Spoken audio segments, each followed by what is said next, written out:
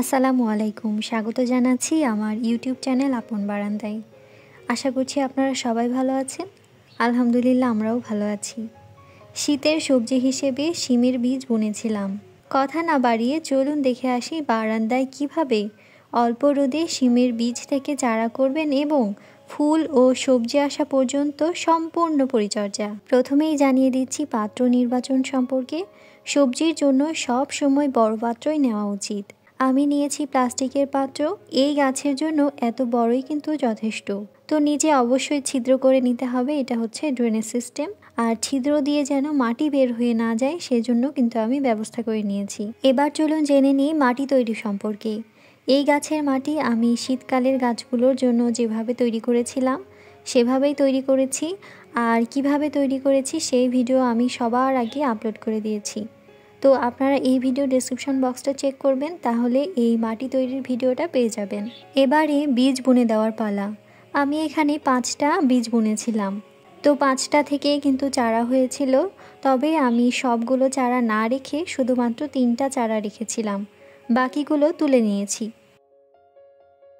বীজ বুনে দেওয়ার মাত্র 5 থেকে 6 দিনের মধ্যে কিন্তু আমার এই চারাগুলো হয়ে গিয়েছিল। এই ভিডিওটা আমি নিয়েছিলাম বীজ থেকে চারা তৈরির প্রায় 10 দিন পর। মাশাআল্লাহ চারাগুলো কিন্তু ধীরে ধীরে বড় হচ্ছে। আর এই শিমের গাছ যেহেতু একটু লতানো টাইপের হয়, তো আমি এখানে গ্রিলের পাশে রেখেছি যেন গ্রিল বেয়ে উপরে উঠতে পারে। আর হ্যাঁ, এটা কিন্তু খাটো জাতের শিম, খুব বেশি কিন্তু গাছটা বড় হবে না। আর এটা যেহেতু লতানো টাইপের গাছ, তাই আমি এই গাছে পিঞ্চিং করব না। যাই হোক, আমি এখানে দেখাচ্ছিলাম আমি একটা লাউয়ের গাছও রেখেছি।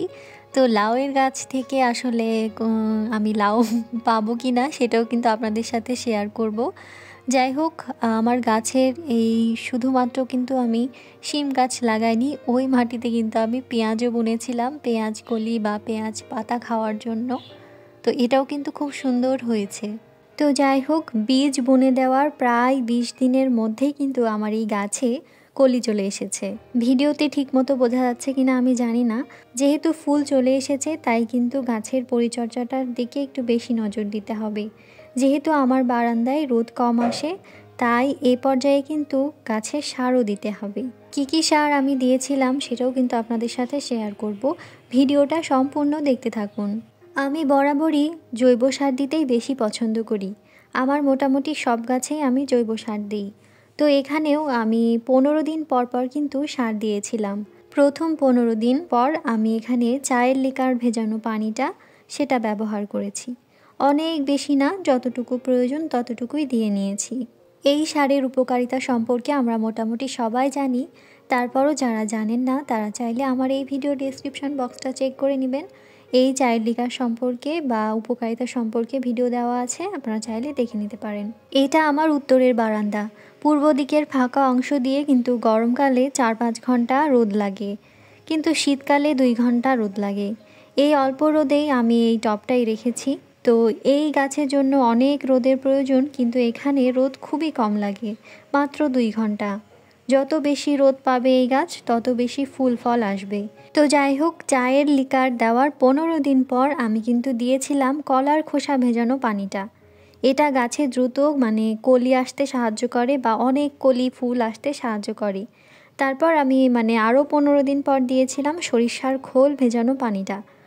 আর এই সব সার তৈরির ভিডিও কিন্তু আমার এই চ্যানেলেই পেয়ে যাবেন।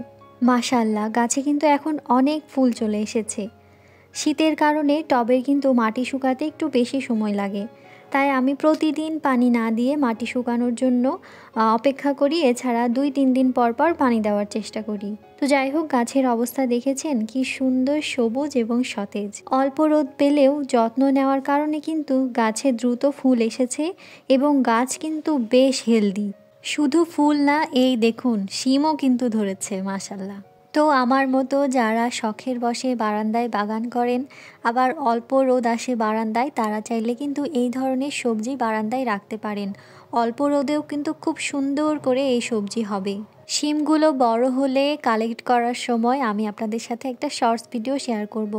আশা করব আপনারা সেই ভিডিওটাও দেখে নেবেন। শিম গাছে কিন্তু প্রচুর পরিমাণে রোগ পোকার আক্রমণ দেখা দেয়, পাতায় ছিদ্রসহ বিভিন্ন রোগ আক্রমণ করতে পারে। তো আমার কিন্তু এই গাছে তেমন কোনো সমস্যা আমি দেখিনি, তবে এই ধরনের কোনো সমস্যা হলে অবশ্যই কীটনাশক স্প্রে করতে হবে। আমি জানি না এখন পর্যন্ত আপনারা আমার ভিডিওটি দেখছেন কি না। যদি দেখে থাকেন তাহলে অবশ্যই লাইক, কমেন্ট এবং শেয়ার করতে পারেন। আর যদি ভিডিওটি ভালো লেগে যায় তাহলে অবশ্যই আমার চ্যানেলটি সাবস্ক্রাইবও করতে পারেন। আগামী ভিডিও দেখার আমন্ত্রণ জানিয়ে আজ এখানেই বিদায় নিচ্ছি। আল্লাহ হাফেজ। আসসালামু আলাইকুম।